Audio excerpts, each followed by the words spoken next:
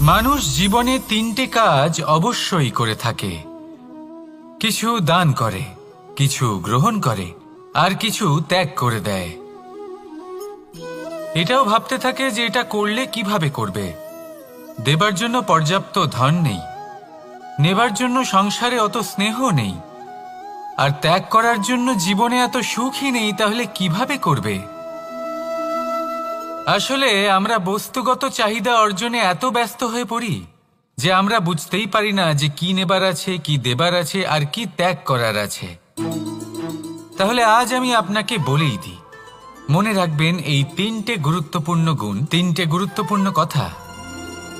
দেবার জন্য আছে দান, নেবার মতো আছে জ্ঞান, আর ত্যাগ করার মতো আছে অহংকার। যখন আপনি দান করতে শিখে যাবেন, জ্ঞান অর্জন করার শক্তি আপনা থেকেই আপনার মধ্যে চলে আসবে। আর যখন এই জ্ঞান আপনার মধ্যে প্রবেশ করবে, অহংকার আপনা থেকেই আপনার থেকে দূরে চলে যাবে। যে ব্যক্তি এই তিনের মধ্যে ভারসাম্য বজায় রাখতে পারে, তার বর্তমান, ভূত, ভবিষ্যৎ, লোক, পরলোক সব কিছু শুধরে যায়। যেই দিন আপনি দান করতে শিখে যাবেন, জ্ঞান আহরণ করতে শিখে যাবেন, অভিমান ত্যাগ করতে শিখে যাবেন, আপনার সর্বশক্তিশালী, সর্বশক্তিমান পরমেশ্বরেরও প্রয়োজন পড়বে না।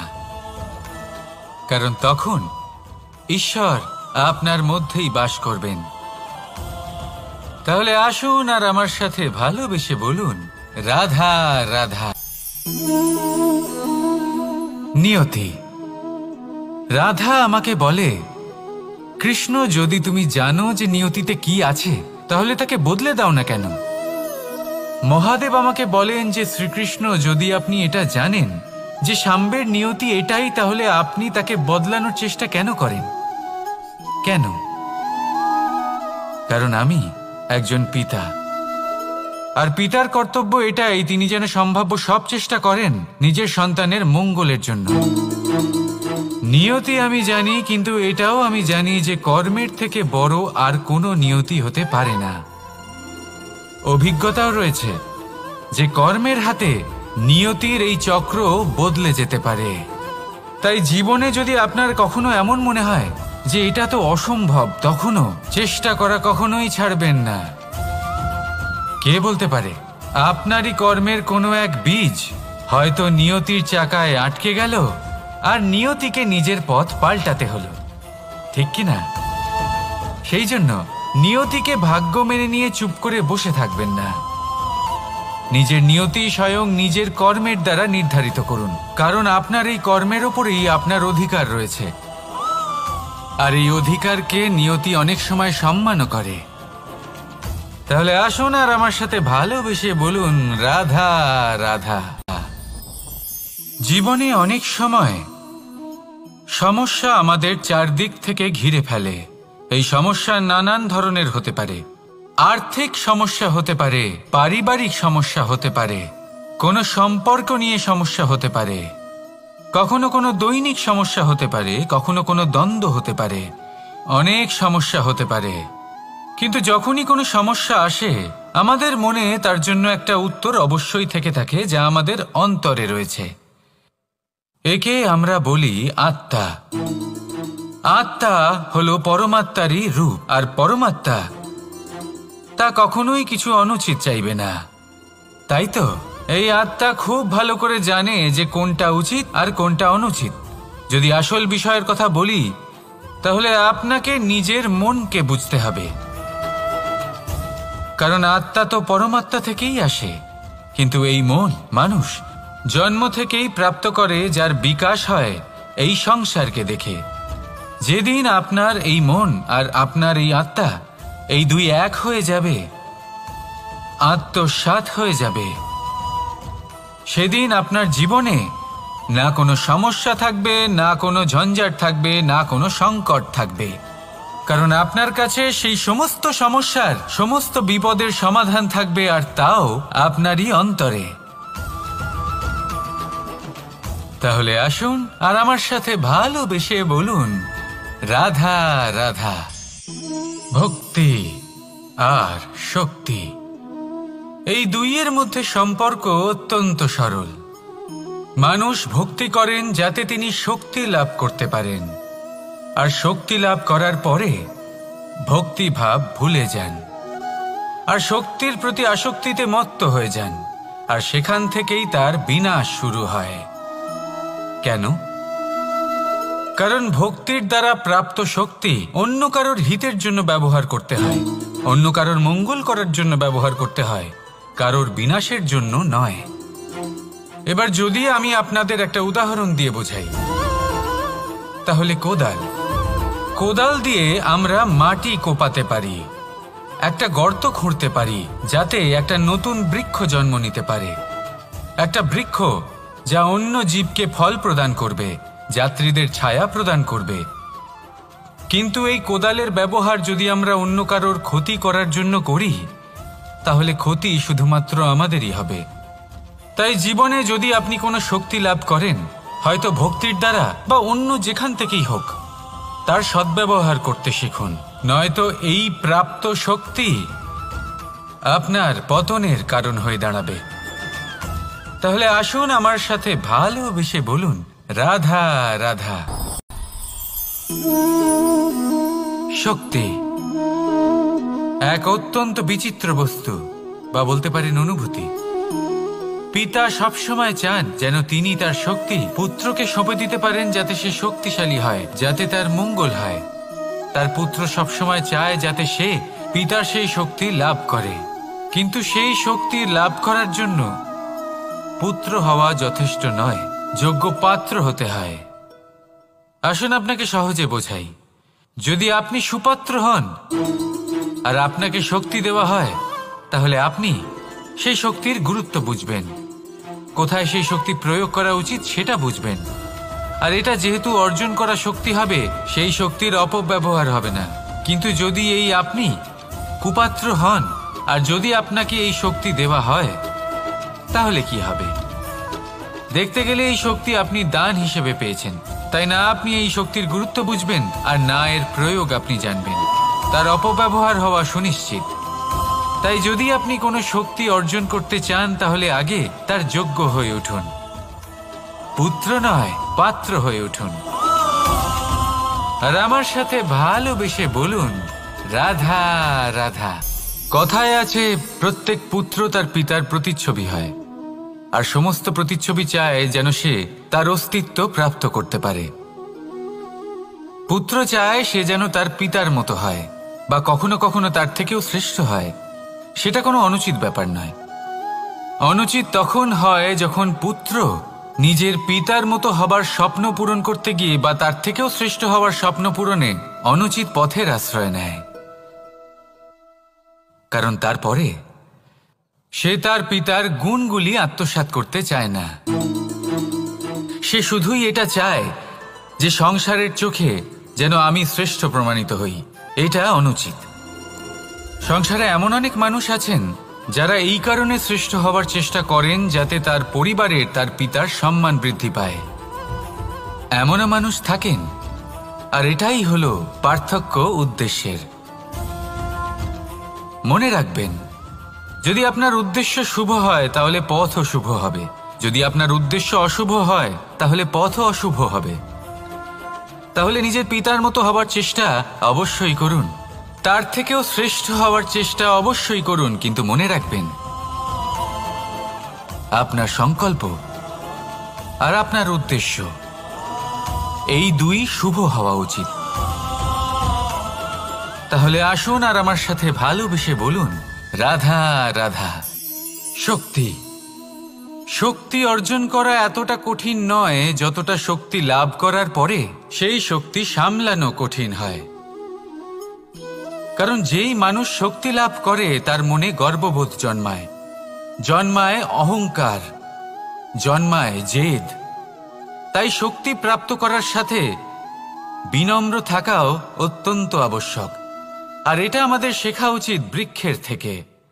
বৃক্ষ যা আমাদের ফল দেয়, বৃক্ষ যা যত ফল দেয় ততটাই ঝুঁকে যায়। আমরা পাথর মারি ওই বৃক্ষের থেকে ফল প্রাপ্ত করার জন্য। সেই পাথরের মার সহ্য করেও বৃক্ষ আমাদের ফল দেয়। কোনো গর্ববোধ নেই, কোনো অহংকার বোধ নেই, আর সেই জন্য এই বৃক্ষের পুজো করা হয়। এটাই হলো মাহাত্ম্য শক্তির সাথে বিনম্রতার। যদি এই শক্তি সৃজন করে থাকে, সাহায্য করে থাকে, সম্বল হয়ে থাকে, তবেই সেই শক্তি উপযুক্ত। আর নয়তো সেই শক্তি একদিন আপনাকে আসক্ত অবশ্যই করবে।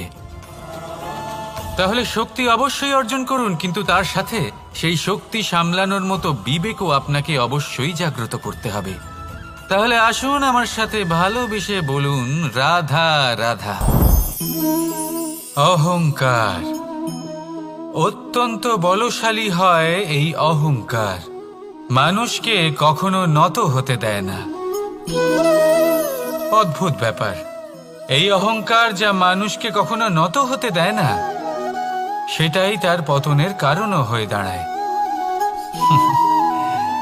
যেখানে মানুষ এটা ভাবতে শুরু করে যে শুধুমাত্র সেই যোগ্য, সেখান থেকেই তার পতনের আরম্ভ। ঠিক কিনা? দেখুন, যদি কোনো মানুষ এটা ভাবে যে আমি এই সব কিছু করতে পারি, তাহলে তা হলো বিশ্বাস। কিন্তু যদি সে এটা ভাবতে থাকে যে শুধুমাত্র আমি এই কাজ করতে পারি, তাহলে তা হলো সেই ব্যক্তির অহংকার। আর এটা আপনাকে বিনাশের দিকে অবশ্যই নিয়ে যাবে। মনে রাখবেন, যখন আমি আর শুধুমাত্র এই দুই এক হয়ে যায়, সেখান থেকে আপনার পতনের সূত্রপাত হবেই। তাই আপনি কখনোই এই অহংকারের চক্রব্যূহে ফেঁসে যাবেন না। বিশ্বাস রাখুন নিজের ওপর এবং অন্যের ওপরও। আর মনে রাখবেন, বিশ্বাসের মধ্যে বিশ্বের প্রত্যেকটা বস্তু বসবাস করে। তাই এই অহংকারকে ত্যাগ করে ফেলুন আর আত্মবিশ্বাসের ওপর মনোসংযোগ করুন। আর আমার সাথে ভালোবেসে বলুন, রাধা রাধা। মানুষ নিজের জীবনে ঈশ্বরকে খুব মান্য করে, ওনার জন্য কি না করে। ভিন্ন ভিন্ন নামে তাকে স্মরণ করে, তাকে পুজো করে, তার আরাধনা করে। সে জানে যে ঈশ্বর তাকে শক্তি অবশ্যই দেবেন, তাকে সাহায্য অবশ্যই করবেন। কিন্তু যখন প্রশ্ন আসে গুরু এবং ঈশ্বরের, তখন গুরুর মান কখনো কম হওয়া উচিত নয়। কারণ সত্যি বলতে কি, গুরুই হলেন সেই সিঁড়ি যা বেয়ে আপনি ঈশ্বরের কাছে পৌঁছানোর পথ খুঁজে পাবেন। সেই পথ আপনি গুরুর থেকেই পাবেন। গুরু না থাকলে আপনি কখনো ঈশ্বর লাভ করতেই পারবেন না। আর জীবনে অনেক সময় লক্ষ্যের থেকেও অনেক বেশি গুরুত্বপূর্ণ হলো পথ। তাই এই পথের সম্মান করতে শিখুন, অর্থাৎ গুরুকে সম্মান করতে শিখুন। কারণ গুরুই হলেন পরমেশ্বর। তাহলে আসুন আর আমার সাথে ভালোবেসে বলুন, রাধা রাধা। আপনার জীবনে আপনার প্রকৃত বন্ধু আসলে কে? আপনার সব থেকে শ্রেষ্ঠ মিত্র আসলে কে? তিনি যিনি সময় এলে পরে আপনাকে সাহায্য করেন, নাকি তিনি যিনি সময় এলে পরে আপনাকে অর্থ দেন? দেখুন, আমরা হলাম মানুষ, আমাদের জীবনে লেনদেন চলতেই থাকে। এটা আমাদের জীবনের অভিন্ন অংশ। কিন্তু অনেক সময় এমন হয় যে আমরা তাকেই নিজের প্রকৃত বন্ধু বলে মনে করি, যিনি আমাদের একটা বহুমূল্য উপহার দেন। ঠিক কিনা? এবার আপনার জীবনে সেই বহুমূল্য উপহার কোনটা, ওই অমূল্য মিত্র আসলে কে, সেই সিদ্ধান্ত হলো আপনার। কিন্তু যদি আপনি আমাকে জিজ্ঞেস করেন, তাহলে আমার মতে স্বর্ণ, হিরে, মুক্ত, ধন এগুলো বহুমূল্য নয়। বহুমূল্য হলো সঙ্গ, যখন আপনি একা হয়ে যাবেন। সময়, যখন আপনার তাকে প্রয়োজন হবে। সমর্পণ, যখন আপনার বিশ্বাসের প্রয়োজন পড়বে। যে মানুষ আপনার প্রতি এই 3 গুণ প্রদর্শন করেন, যিনি আপনার কঠিন সময়ে আপনাকে অবশ্যই সঙ্গ দেবেন, যখন আপনার প্রয়োজন পড়বে আপনাকে অবশ্যই সময় দেবেন, আপনার প্রতি সম্পূর্ণ সমর্পিত থাকবেন, সেই হলো আপনার আসল মিত্র, সেই হলো আপনার প্রকৃত বন্ধু। কারণ সত্যি বললে, বন্ধুত্বের অর্থই হলো নিজেকে সম্পূর্ণরূপে কারোর কাছে সমর্পণ করে দেওয়া। তাই আপনার সেই বন্ধুর জন্য নিজের প্রাণ উজাড় করে দিন। আর ভালোবেসে বলুন, রাধা রাধা। মানুষ জীবনে 3টে কাজ অবশ্যই করে থাকে, কিছু দান করে, কিছু গ্রহণ করে, আর কিছু ত্যাগ করে দেয়। এটাও ভাবতে থাকে যে এটা করলে কিভাবে করবে। দেবার জন্য পর্যাপ্ত ধন নেই, নেবার জন্য সংসারে অত স্নেহ নেই, আর ত্যাগ করার জন্য জীবনে এত সুখই নেই, তাহলে কিভাবে করবে?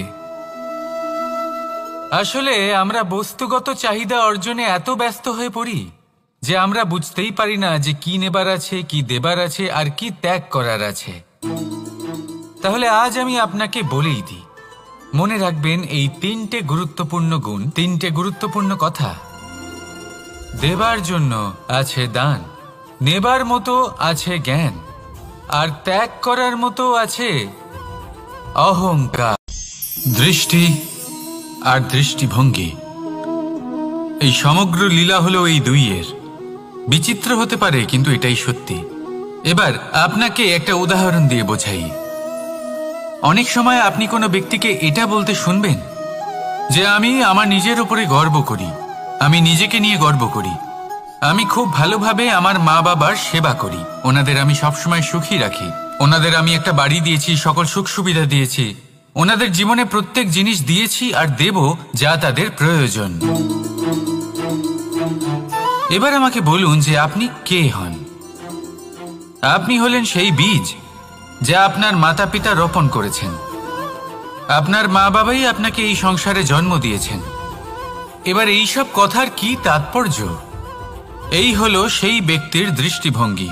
এবার দেখা যাক এই প্রকৃতি আমাদের কি শেখায়। কখনো কোনো গাছকে দেখবেন, যখন সেই গাছে ফল আসে, সে মালিকে এটা বলে না যে দেখো আমি তোমাকে ফল খেতে দিচ্ছি। সেই বৃক্ষ এটা বলে না যে দেখো আমি তোমায় আহার করতে দিচ্ছি, কারণ ও জানে যে এটা হলো সেই মালির পরিশ্রম, এটা হলো তারই কর্মের ফল, আর এটা তারই পাওয়া উচিত। সে বলে যে তোমার জিনিস তোমাকেই অর্পণ করলাম, এ আমার জিনিস নয়। ও জানে সেই মালির গুরুত্ব আসলে কি, এটা হলো তার দৃষ্টিভঙ্গি। সেই জন্য আপনি জীবনে কোন ব্যক্তির মধ্যে, কোন পশু পাখির মধ্যে, কোন প্রাণীর মধ্যে, কোন পরিস্থিতিতে, কোন আবেগের মুহূর্তে কি দেখতে পাচ্ছেন, সেটা আপনার দৃষ্টিভঙ্গির উপরে নির্ভর করছে। তাই নিজের মনে ধনাত্মক ভাব জাগ্রত করুন, শুভ চিন্তা নিয়ে আসুন। এই ভাবনাই সত্য হয়ে সামনে আসবে। এই দৃষ্টিভঙ্গি এমন হয়ে যাবে যে আপনার জীবনে সবকিছুই শুভ হবে। তাহলে আসুন আর আমার সাথে ভালোবেসে বলুন, রাধা রাধা। কখনো কখনো মানুষ মনে করেন যে সে নিজেই সব থেকে বেশি শক্তিশালী, তিনি হলেন জ্ঞানী। দেখুন, এটা ভালো ব্যাপার যে আপনার মধ্যে শক্তি আছে, জ্ঞান আছে, আর এটা শুধু আপনার জন্য নয়, এই সমস্ত সমাজের জন্য, দেশের জন্য, সমগ্র পৃথিবীর জন্য অত্যন্ত আবশ্যক। কিন্তু এই কথাটাও বোঝা অত্যন্ত আবশ্যক যে এই জ্ঞান যেন কখনো অহংকার না হয়ে ওঠে। যখন মানুষের মধ্যে জ্ঞান থাকে তখন সে রাম হয়ে ওঠে। রাম, যিনি সমুদ্রের বুকে সেতু বানিয়েছিলেন, বানর সেনার দ্বারা রাক্ষস রাজকে পরাজিত করেছিলেন, আর চিরকালের জন্য সবার কাছে আদর্শ হয়ে উঠেছিলেন। আর যদি মানুষের মনে অহংকার জন্মায়, তাহলে সে রাবণ হয়ে ওঠে। দেশে বিদেশে যতই খ্যাতি থাকুক না কেন, সে রাক্ষস হয়ে ওঠে, নিজের সাথে সাথে সমস্ত কুলের বিনাশ করে বসে।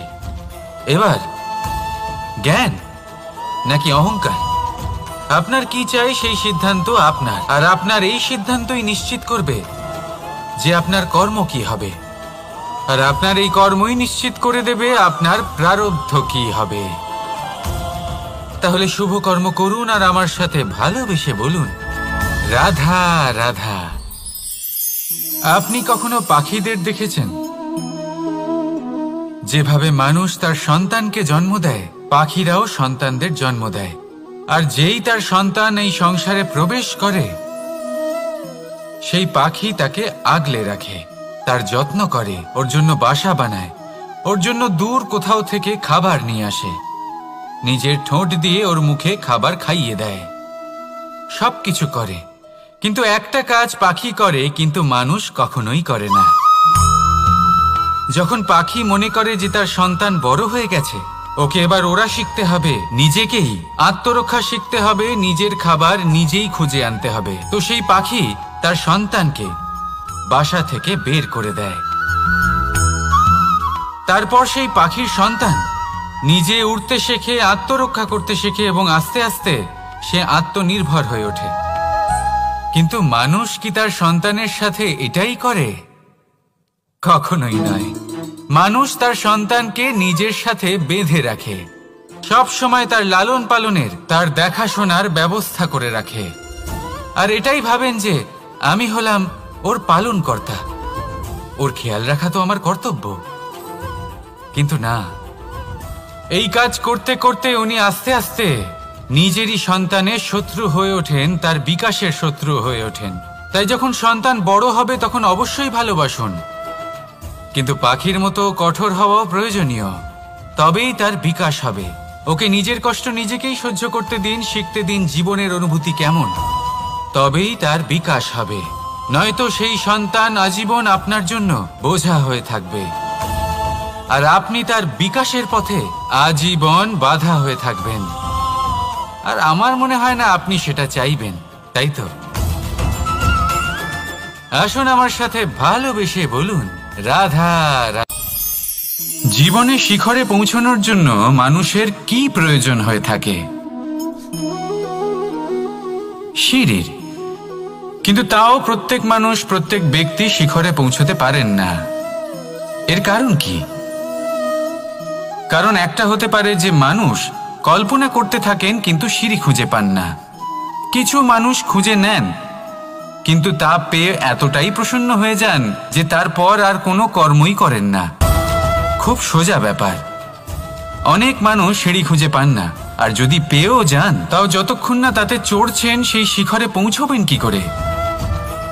যতক্ষণ না আপনি পরিশ্রম করছেন, যতক্ষণ না সেই সিঁড়িতে আপনি চড়ছেন, যতক্ষণ না ক্লান্ত হচ্ছেন, আপনার পায়ে হাঁটুতে ব্যথা না হচ্ছে, ততক্ষণ এই শিখরে পৌঁছানোর সৌভাগ্য লাভ করতে পারবেন না। তাহলে কল্পনার সাথে কর্ম করুন, পরিকল্পনার সাথে পরিশ্রম করুন, সব কিছু পাবেন। আসুন আমার সাথে ভালোবেসে বলুন রাধা রাধা। সুখ আর অভিজ্ঞতা, এই দুই জীবনে একসাথে কখনোই আসে না। মনে রাখবেন, যেখানে সুখ থাকে সেখানে অভিজ্ঞতা থাকে না, আর যখন এই সুখ আমাদের জীবন থেকে দূরে চলে যায় তখন আমাদের জীবনে আসে এই অভিজ্ঞতা। পরমাত্মা, প্রকৃতি, নিয়তি এই অভিজ্ঞতাকে আমাদের জীবনে পাঠান যাতে আমরা একটা অত্যন্ত গুরুত্বপূর্ণ শিক্ষা, একটা জ্ঞান প্রাপ্ত করতে পারি। এই অভিজ্ঞতা আমাদের শেখায় যে অতীতে এমন কি হয়েছিল যা আমাদের করা উচিত হয়নি। আমাদের শেখায় ভবিষ্যতে এমন কি আছে যা আমাদের করা উচিত আর কি করা উচিত নয়। দেখতে গেলে এই অভিজ্ঞতা আমাদের সেই শিক্ষা দেয় যার জন্য আমরা সুখের দিকে উচিতভাবে অগ্রসর হতে পারি। সেই জন্য জীবনে যখনই দুঃখ আসবে, দুঃখের এই সময় আসবে, তখন হতাশ হবেন না। বোঝার চেষ্টা করুন এই পরিস্থিতি কেন এসেছে, কি শিক্ষা দিতে এসেছে। যদি আপনি সেই জ্ঞান লাভ করেন, সুখের পথে অগ্রসর হন, তাও উচিত রূপে, তাহলে এই অভিজ্ঞতার উদ্দেশ্য পূরণ হয়ে যায়। তাহলে আসুন আর আমার সাথে ভালোবেসে বলুন রাধা রাধা। প্রতিশোধ অথবা কাউকে দুঃখ দেওয়ার ভাবনা, যদি এটা আপনার মনে থাকে তাহলে আপনি নিজের মনেই যন্ত্রণার একটা বিশাল বৃক্ষ রোপণ করছেন, এটা মনে রাখবেন। কারণ কাউকে দুঃখ দেবার এই ভাবনা, এটা হলো সেই বীজ যা আপনার মনেই পতিত হবে, আপনার মনেই অঙ্কুরিত হবে, আর আপনার মনেই একটা বিশাল বৃক্ষরূপে বেড়ে উঠবে। জীবন আপনার, কর্ম আপনার, কাউকে দুঃখ দেবার ভাবনা আপনার ছিল, এই বৃক্ষ হলো আপনার, তাই এর ফলও আপনিই পাবেন, যা গ্রহণও আপনাকেই করতে হবে। মনে রাখবেন, যে মানুষ এটা ভাবে যে আমি ওকে দুঃখ দেব, ওকে কষ্ট দিতে চাই আমি, সেই মানুষই দুঃখ আর কষ্ট পেয়ে থাকে। যদি সেই জায়গায় আপনি এটা ভাবেন যে আমি কাউকে সুখী করে তুলতে চাই, কাউকে সুখ প্রদান করতে চাই, তাহলে তারও বীজ আপনার মনেই রোপণ হবে, বৃক্ষে পরিণত হবে, যার ফলও আপনিই পাবেন। এখানে বিষয়টা হলো শুধু মানসিকতার চিন্তা, যা সত্য হয়ে আপনার সামনে আসে। তাহলে এই মানসিকতা শুভ করুন, সবার জন্য মঙ্গল কামনা করুন। অন্যের মনে আপনার জন্য ভালো চিন্তা থাকুক বা না থাকুক, আপনি সবার জন্য শুভ চিন্তা করে কর্ম করতে থাকুন, তাহলে আপনার সাথেও ভালোই হবে। তাহলে আসুন আর আমার সাথে ভালোবেসে বলুন, রাধা রাধা। আমরা সকলে চাই আমাদের জীবনে সাফল্য আসুক। আমরা চাই যে এই সংসারে আমাদের খ্যাতি ছড়িয়ে পড়ুক। আমরা চাই যেন আমরা আলোচিত হই, কিন্তু শুধু চাইলেই কি যায় আসে? যদি এই সংসারে আলোচিত হতে হয়, তাহলে পরিচিত হতে হবে পরিশ্রমের দ্বারা। যতক্ষণ না আপনারা পরিশ্রমের সাথে পরিচিত হবেন, সাফল্যের সাথে পরিচিত হবেন না। সংঘর্ষ করতে হবে প্রতিদিন, প্রতি বছর। জীবনের সব পরিস্থিতিতেই হয়তো নতুন নতুন বাধা আসবে, নতুন নতুন বিঘ্ন ঘটবে, কিন্তু এটা আবশ্যক নয় যে সমস্ত বিঘ্ন বিনাশের জন্য আসবে। কিছু বিঘ্ন আপনার পথ প্রশস্ত করার জন্য আসবে, আপনার পথ পরিষ্কার করার জন্য আসবে। যদি আপনাকে উদাহরণ দিই, যখন বন্যা আসে, বাড়ি ঘর ভেসে যায়, তখন আমরা হতাশ হয়ে পড়ি, আমরা দুঃখী হয়ে পড়ি। কিন্তু সেই বন্যাই আমাদের সেই ধরিত্রীকে এত উর্বর করে তোলে যে সেই উর্বর অংশ কাজে লাগিয়ে আমরা সেরকম আরো 10টা বাড়ি বানাতে পারি। তাহলে ধন্যাত্মক থাকুন আর যে কোনো সংঘর্ষের জন্য প্রস্তুত থাকুন। জীবনে অনেক দূর যেতে পারবেন। তাহলে আসুন আমার সাথে ভালোবেসে বলুন, রাধা রাধা। জীবনে কখনো কখনো আমরা সেই পরিস্থিতিতে ফেসে যাই যখন আমাদের মনে হয় যে আমাদের নতুন কিছু একটা করতে হবে, কিন্তু আমরা করতে পারি না, কারণ কোথাও না কোথাও আমরা রীতির দ্বারা আবদ্ধ, আর আমরা সেই রীতি ভাঙতে চাই না। কেবল একটাই প্রশ্ন আসে মনে, আশেপাশের মানুষ কি বলবে, আশেপাশের মানুষ কি ভাববে। আপনাকে একটা প্রশ্ন করি, কারা এই মানুষজন? আপনার জন্মের সময় এই মানুষজন কোথায় ছিলেন? যখন আপনি কোনো সমস্যায় পড়েন, তখন এই মানুষজন কোথায় থাকেন? এগিয়ে এসে কি আপনাকে সাহায্য করেন, নাকি সেই সমস্যার সমাধান আপনি নিজেই করেন? এইসব মানুষজনের চিন্তা ত্যাগ করুন যদি আপনি জীবনে বাঁচতে চান। ভেবে দেখুন জীবনে কি কি শুভ আছে আর কি কি শুভ করতে পারেন। যদি তা স্রোতের বিপরীতে হয়, তাহলে সংঘর্ষ করুন, কিন্তু এইসব মানুষজনের কথা ভাববেন না। ভেবে দেখুন জীবনে আপনি কি কি শুভ কাজ করতে পারেন। এটা ভাবুন যে আপনি কখনো এমন কোনো কাজ করে ফেলেননি তো যার জন্য কারোর হৃদয় আহত হয়েছে। শুভর দিকে নিজের চিন্তা কেন্দ্রীভূত করুন, আপনার জীবনে সব কিছু শুভই হবে। তাহলে আসুন আমার সাথে ভালোবেসে বলুন, রাধা রাধা। সমস্যা, কঠিন সময়, সংকট, বিপদ কার জীবনে নেই? প্রত্যেকের জীবনে আছে। কিন্তু আমাকে একটা কথা বলুন, যদি নৌকায় ঢেউকে ভয় পেতে শুরু করে, তাহলে সাগর পার করবে কে? কখনো কোনো ছোট্ট পিঁপড়েকে দেখেছেন, যে আকারে হয়তো ছোট হতে পারে কিন্তু বড় শিক্ষা দিয়ে যায়? কিন্তু আমরা শিখিই না। এবার দেখুন একটা পিঁপড়েকে, যে ভোজনের খোঁজে বাইরে বের হয়, একটা ছোট্ট দানা তুলে নেয়।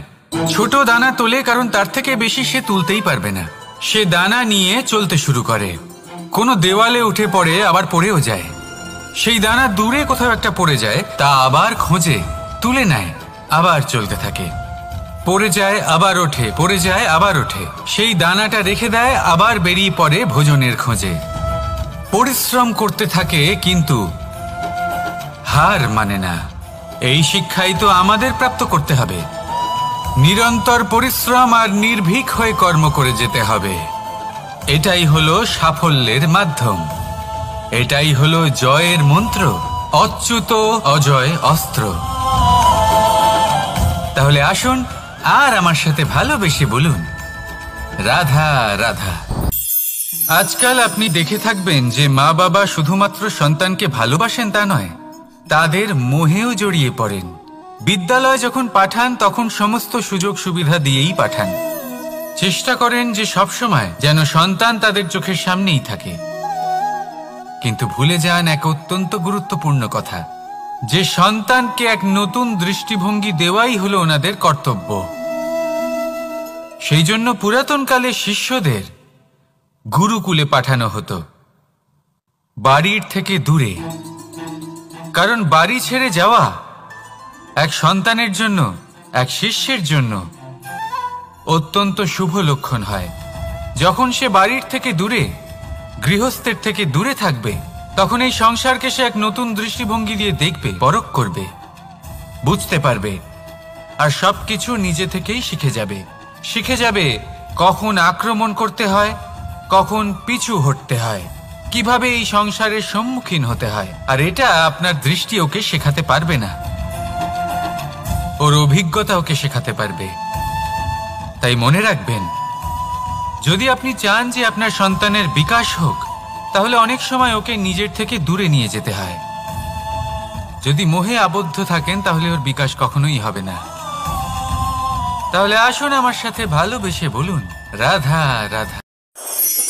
এই সমগ্র সংসারের সব থেকে গুরুত্বপূর্ণ ব্যক্তি কে?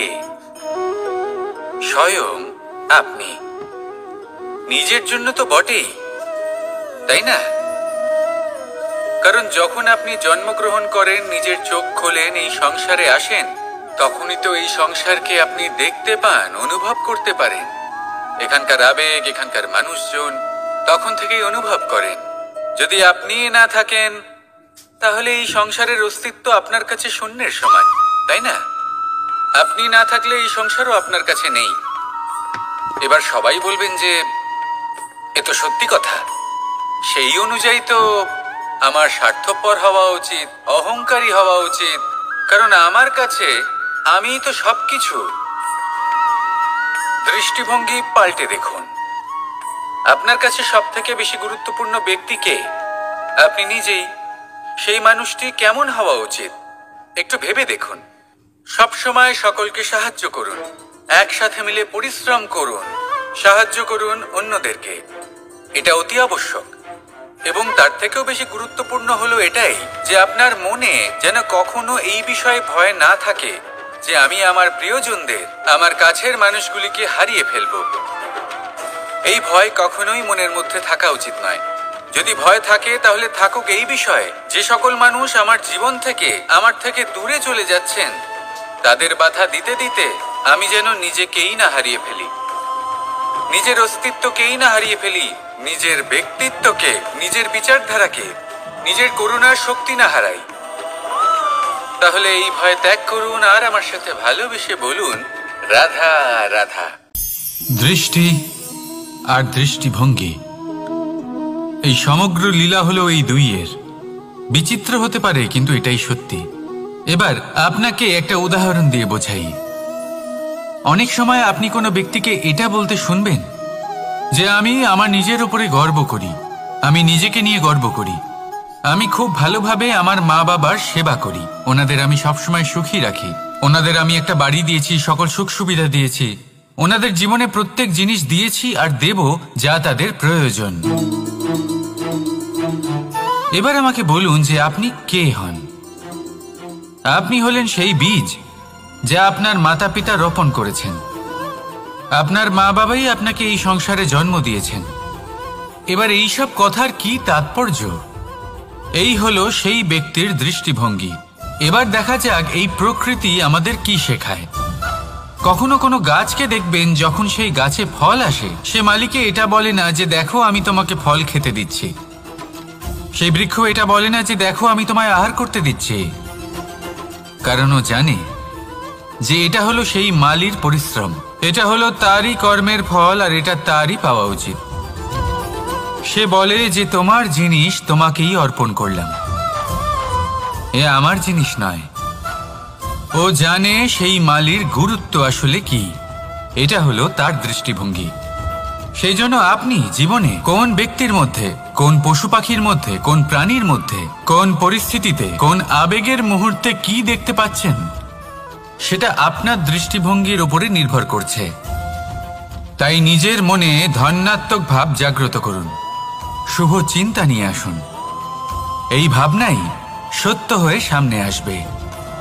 এই দৃষ্টিভঙ্গি এমন হয়ে যাবে যে আপনার জীবনে সবকিছুই শুভ হবে।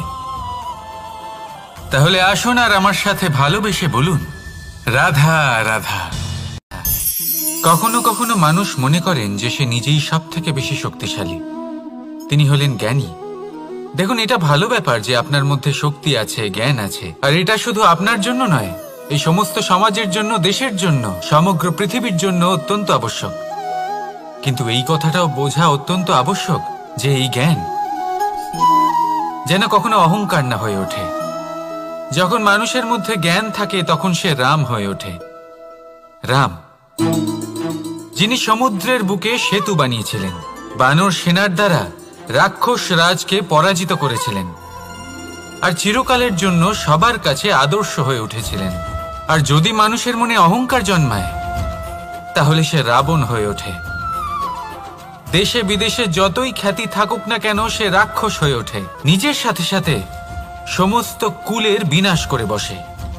এবার জ্ঞান নাকি অহংকার, আপনার কি চাই সেই সিদ্ধান্ত আপনার, আর আপনার এই সিদ্ধান্তই নিশ্চিত করবে যে আপনার কর্ম কি হবে, আর আপনার এই কর্মই নিশ্চিত করে দেবে আপনার প্রারব্ধ কি হবে। তাহলে শুভ কর্ম করুন আর আমার সাথে ভালোবেসে বলুন, রাধা রাধা। আপনি কখনো পাখিদের দেখেছেন? যেভাবে মানুষ তার সন্তানকে জন্ম দেয়, পাখিরাও সন্তানদের জন্ম দেয়।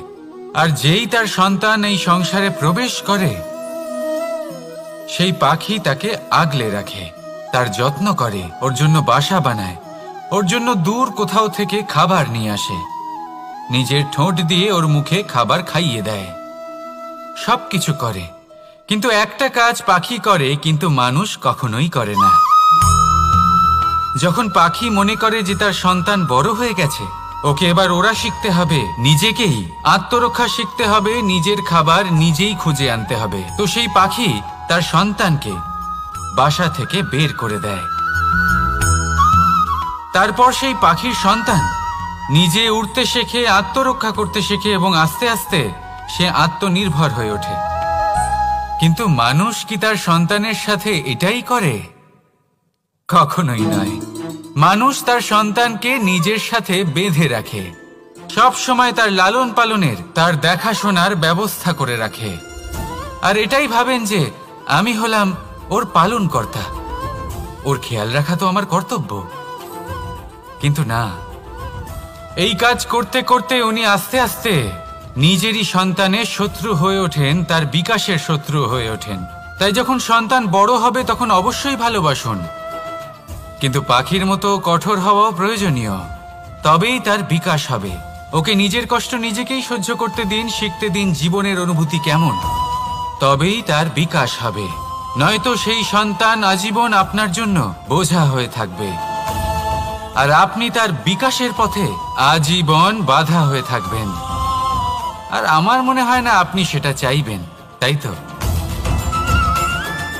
আসুন আমার সাথে ভালোবেসে বলুন, রাধা রাধা। জীবনে শিখরে পৌঁছানোর জন্য মানুষের কি প্রয়োজন হয়ে থাকে?